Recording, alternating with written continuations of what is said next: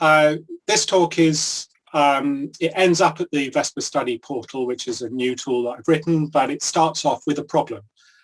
And the problem is about allocation to groups. And if you do random allocation, then randomly you almost always end up in unequal numbers. So what's the solution to this? Well, for many years, for probably more than a decade of my working life, my response has been, it's not a problem, that's just random, and parametric tests are robust anyway, so that's fine. But actually, I think it is a problem because you can get, especially when you're looking at small sample sizes, often student projects only have 40 participants, so they might be looking at an average of 15 to 20 in each group. And if you randomly get half that number in one of your groups, then that does reduce the power of actually finding something. So solution 2 was, okay, what we can do is we can just say, you can choose. So instead of randomly allocating, you'll just select at the start point which groups to put them in, and then you can just sort of go down the list, and odd numbers can go to one and even numbers can go to another. However, it does invite researcher error, and no matter how often I say to students that they need to all collect data in all conditions, still when they've had the option to not do this, then some groups will, when they're doing group projects, will divide out the work, and so they'll collect data in one condition each. So bang up to 2019 then, I finally got round to developing a solution that would work in PsychoPy to do this, which actually is very similar to what John was talking about in the previous talk. What it does is it saves the allocation to a CSV file, and then when the participant starts, it loads that CSV file, and then this particular code, it randomly allocates, but then the bigger one group gets, the more likely they are to be allocated to the opposite group. However, I did make a coding mistake the first time I did this, which meant that and I made it the wrong way round, such that as the groups got less equal, they were more likely to get even more less equal, which was a bit of an issue, but never mind, I learned something. Then along came COVID, and I was asked to do this, and I discovered very quickly that the solution that I'd just perfected, including correcting the error I'd made, wouldn't work online with PsychoPy, because you couldn't save and read these separate CSV files mid-experiment. So instead I turned to Qualtrics. In Qualtrics you can have a randomizer, you can set so that it equally presents elements, and what you do is you just, so most of my workflow up until recently for PsychoPy has been start them in Qualtrics, present the PI sheet and a consent question in Qualtrics, and any randomization to groups, and then you just have a button say continue to experiment, and then that sends the group allocation to PsychoPy, and that works perfectly fine if you have Qualtrics. If you don't, then what I ended up doing was I thought, well, I could just write something that will sort that out. And so I wrote a tool, participant IDs for Pavlovia, which simply takes the, what it does is it takes the study name and adds it to a database, and then it counts how many rows are in that database and then spits out that as the participant number, and then redirects the participant to Pavlovia with this participant number. And once you've got a participant number, you can then use that to allocate to groups in a way that I'll show later on in this talk. Also, I was contacted by an alumni who was using who wasn't using Qualtrics, but was using some other questionnaire thing for their research, their postgraduate research, which was very basic, and they wanted to do allocation to groups, and so they were able to create 2 separate surveys, but their surveys couldn't accept a group allocation. You couldn't have any incoming information, and so I just adapted my Pavlovia template for them. It actually adds them to the same database, and instead of sending a participant, well, in addition to sending a participant number, it also chooses from a selection of URLs, and so cycles through the URLs depending on the participant number. However, both of these and the Qualtrics solution all have a quite serious problem, and that is that they don't take into account dropout, or as when I asked Jo about this yesterday, she uses the term attrition. So what happens is you can allocate using Qualtrics or using either of my tools equal numbers to your different conditions, but randomly people will not complete, and that's with online research, that's quite a high percentage of people that just give up on a survey or give up on an experiment. The longer your experiment, the more likely they are to give up. And so you still have this unequal numbers because you've got unequal numbers of people randomly giving up. And I thought about this and I thought, well, okay, yes, I can deal with this, but it's going to take a bit more coding. And I was hoping at some point somebody might just send me some money to write it for them, but nobody got round to doing that. So eventually I found the time to write it myself. And ta-da, I came up with the Vespa study portal. Because I was writing something from scratch that had a reasonable amount of functionality, I decided to add more functionality in as well, so that I could now avoid using Qualtrics for experiments that didn't really need to have Qualtrics. So what this Vespa study portal can do is it can host your participant information sheet, because it's a lot easier to do that on just a web page rather than within PsychoPy. It will allocate a consecutive participant number in a similar way to my previous tools, but it can also randomly allocate to counterbalanced groups. So you can tell it how many groups you've got, and it will not just cycle through. So if you've got 6 groups, it won't go 1, 2, 3, 4, 5, 6, 1, 2, 3, 4, 5, 6. What it will do is it will randomly pick from all of the groups that have the current lowest number of participants.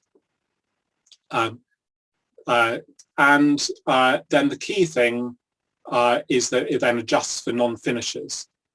So what happens is when you're viewing the participant information sheet, nothing's happening really.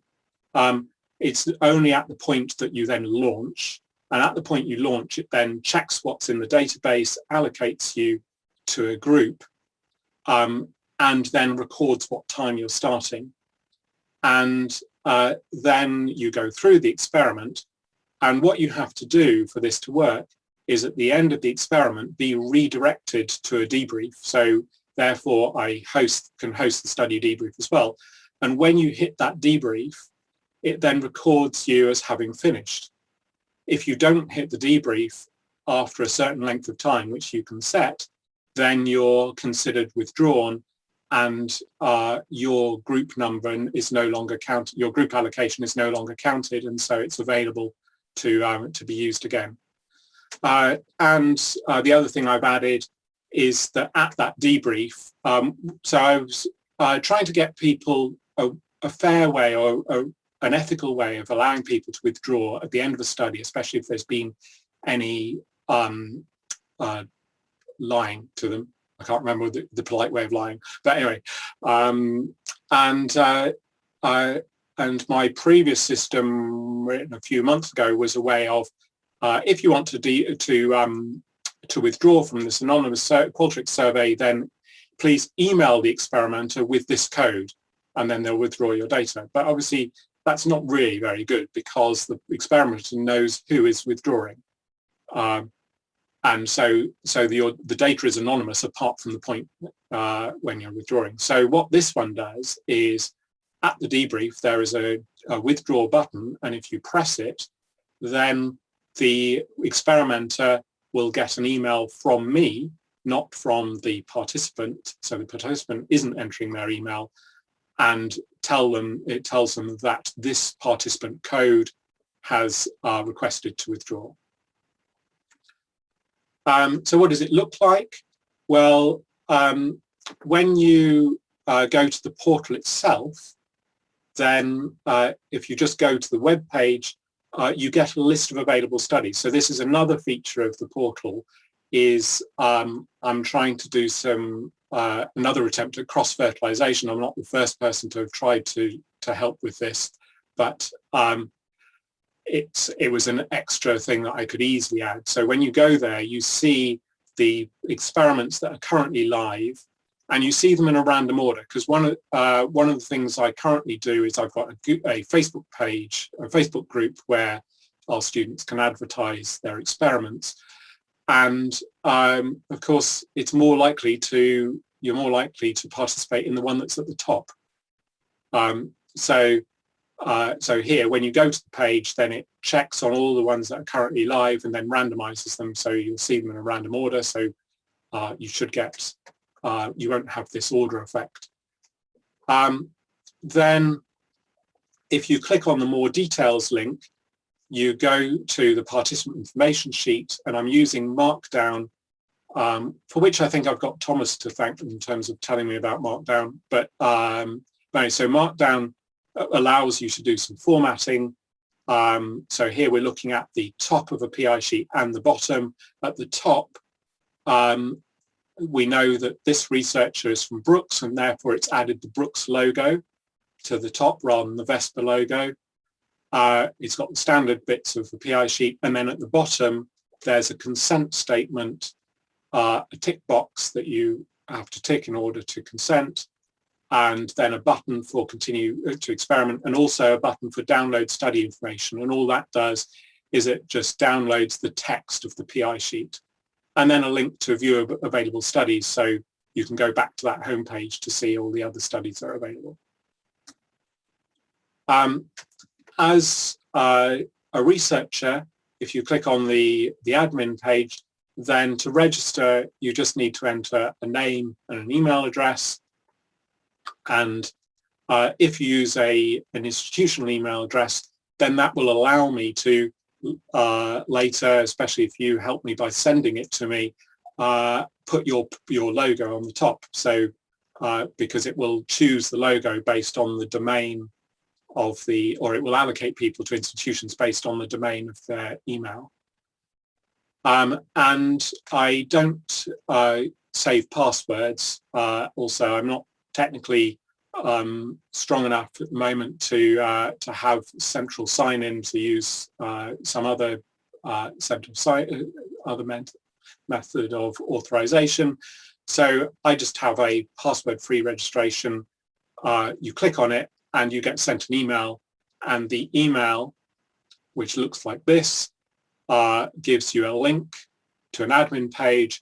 It has an ID number. So that's your research. So that's your personal research number, and then last seen is a code which is a Unix time, and And so I generated this, and then I fiddled about to make sure I'd updated it. So this link no longer works. So if you happen to copy and paste that link into your browser, then it will tell, well, you'll get a message saying, this is not the correct code for this person. And then it'll send me an email with an updated code, because obviously it's got my email address attached to that ID3. When you add or edit an experiment, you've got various fields to put in. Mostly they're text fields. And when you create your first experiment, then some of these will be pre-populated with some templates. I'm very welcome to have more templates. So, for example, if there were several people from the same institution using it, then they would probably have their own PI template, and if we just change that into Markdown, then we could make it so that if anybody from that institution creates a new experiment, then they would get their PI template rather than the Brooks one. But yeah, so we've got the name of the experiment, the brief invitation. That's what happens on the home page. That's what the sort of brief version, and that's ethically what you should use, for example, on social media for recruiting. When you go to more information, then you get the PI sheet. There's the consent statement. Different institutions might have different consent statements. There's a debrief. So that's what you get when you get to the debrief page. And then also you can mark your experiment as inactive. So when you've finished recruiting, then what you can do is you can get, if anybody uses a link that goes to your experiment, then you could have it so that it shows the inactive text saying, thank you for your interest, but this experiment is now closed or whatever, so you don't get more participants or frustrated participants thinking they can start your experiment, and you don't get unknown errors either. Then further down on that page, there's you put in the number of counterbalanced groups. Do you have ethics approval? So you can have no, which means that it's piloting, so therefore it doesn't appear on the front page. And also when you're piloting, it gives you an option to add extra variables to the URL when you're launching the experiment, which you don't get when it's live. And then we've got three versions of yes, we've got ethics. Recruiting is yes, put me on the front page. Unlisted is I don't want to be advertising on the front page. And then inactive is show the inactive text if anybody tries to do it to launch it instead of the PI sheet. Study URL, so here's just a Pavlovia one. Participant timeout, so that's how many hours is it before the group allocation is put back in the pot. Now, if you put this at too short and somebody arrives at the debrief after they've been set as lapsed, it will then move them from lapsed to confirmed. So, but obviously you might then end up with more people in that group, but then it should even out. As long as you've got doing more recruiting, it should even out later. Some people like to change the names of the variables. So I use participant, session, and group. Participant and session because those are standard PsychoPy ones, and then group for group. But some people like to change that. Obviously, these need to match, if you're using PsychoPy, what's in your exp.info dialog box, because this is what's going to be pushed to there. Also, I've got a pass-through variable called ID that you can't change. So if you're recruiting using Sona, for example, you would come to the portal with ID, and then it would just pass it through unchanged as ID. So you need a PsychoPy to get that. If you're using a credit URL, then you just type in, for example, for Sona, what Sona tells you to give Qualtrics. It will recognize the Qualtrics code and edit it. Or another thing that I've added is that sometimes you might want to ask the participant for their email. in order to give them a voucher. And that, again, is a problem if you've put it at the end of your study, because you've got an anonymous study and then it's not anonymous because they are entering into a prize draw. So to enter into the prize draw, it's no longer anonymous. What this portal allows you to do is you get to the debrief, and then once you get to the debrief, if you're coming in with a valid ID, valid participant and session combination, so it's the participant and session that's effectively the key for each participant, then it will ask you for your email address with a message that you can type there. And if you then say, send my email, I can't remember what the name of the box is, it will then send an email to the researcher, but it won't tell them which participant it was. But you know that they were a participant who completed the study because they reached the debrief. Then we've got three things here. So you can say, update, I probably need to change the order because update existing experiment is what you should normally do. If you click save as new experiment, which I've had people accidentally press, then it creates a duplicate. And so, but we'll have a new experiment number. And when I'm writing PsychoPy, I've got the PsychoPy experiment customized based on the incoming experiment number. So when students change their experiment number, that's a bit of a pain for me. But I want, obviously, quite often people, if they're creating a new experiment, then they're going to want, any given researcher is probably going to be start using their previous one as a starting point. So that's why I've got save as new experiment. And I do now allow people to delete experiments, especially if they've accidentally created new ones. And then below, we've got some reports on your participants. This is something that, and I had a very useful email from Joe when I asked about what Gorilla could do in this domain. It looks like this is something that might be coming for them, but isn't here yet. But the main point that Joe made to me was that you need to be aware of which groups have lapsed participants or which groups have attrition, because it might be that one of your groups has got, for example, if you've got a positive mood induction and a negative mood induction, you might have more attrition, more lapsed participants in your negative mood induction. And if you don't report that, then you might just report, oh, we had equal numbers in all the groups. But my portal is already telling you the number of lapsed participants per group. So, and I think what I could easily do here is add a chi-squared goodness of fit test to, I can't remember, I'm not sure whether I'll be able to get a p-value, but I can easily get a chi-squared with the degrees of freedom for the null hypothesis that the number of lapsed participants is equal across all groups. And I've separated out the live participants, so that's participants during the recruiting phase, from the pilot participants, so that's participants while it's piloting.